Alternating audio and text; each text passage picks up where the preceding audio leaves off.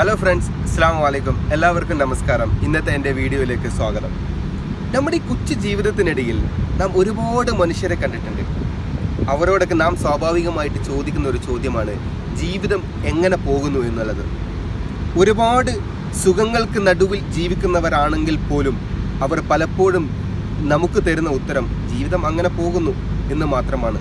തൃപ്തിയല്ലാത്ത രീതിയിലുള്ള ഒരു ഉത്തരം മാത്രമാണ് നമുക്ക് ലഭിക്കുക.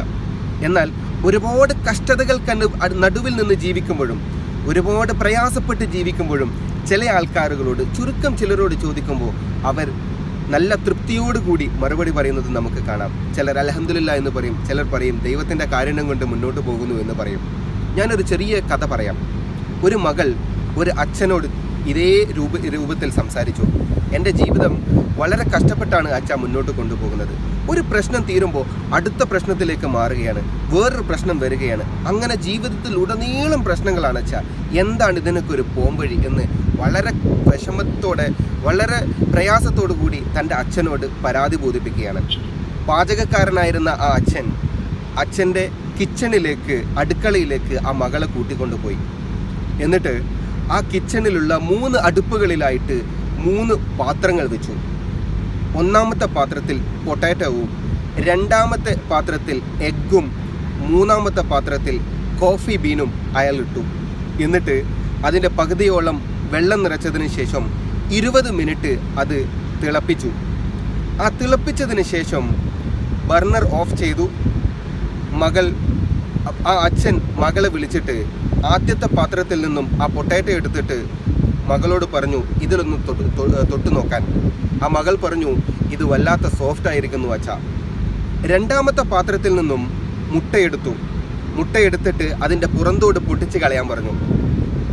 വീണ്ടും അച്ഛൻ പറഞ്ഞു ഇതിലൊന്ന് തൊട്ട് നോക്കൂ അച്ഛാ. ആ അച്ഛൻ പറഞ്ഞതുപോലെ ആ മകൾ മുട്ടയിൽ തൊട്ടപ്പോൾ അതും നല്ല ഹാർഡായിരിക്കുന്നു.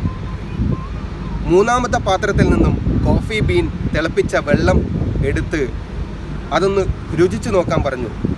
ആ മകൾ പുഞ്ചിരിയോടുകൂടി, കൗതുകത്തോടുകൂടി അതിൽ നിന്ന് കുറച്ച് കോഫി കുടിച്ചിട്ട് ആ മകൾ അച്ഛനോട് ചോദിച്ചു, എന്താണ് അച്ഛാ നിങ്ങൾ ചെയ്യുന്നത്?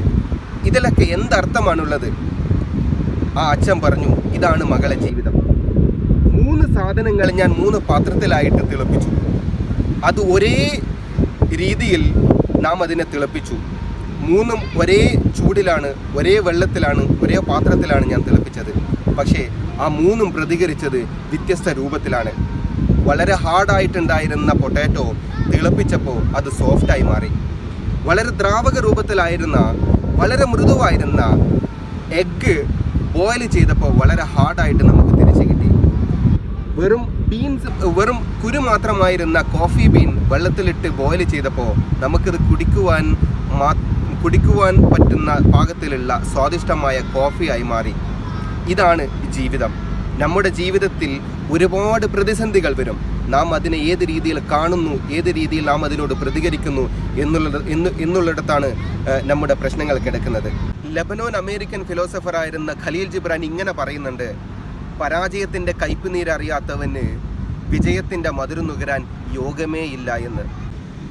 ജീവിതം അമ്പേ പരാജയപ്പെട്ടു എന്ന് തോന്നുന്നവർക്ക്, ജീവിതം നിരാശ മാത്രമേ സമ്മാനിച്ചിട്ടുള്ളൂ എന്ന് തോന്നുന്നവർക്ക് ഒരു കാര്യം മനസ്സിലാക്കുക, നിങ്ങൾ പിന്നിട്ട പരാജയത്തിൻ്റെ പടവുകളേക്കാൾ ദൂരമല്ല വിജയത്തിലേക്കുള്ള ദൂരം.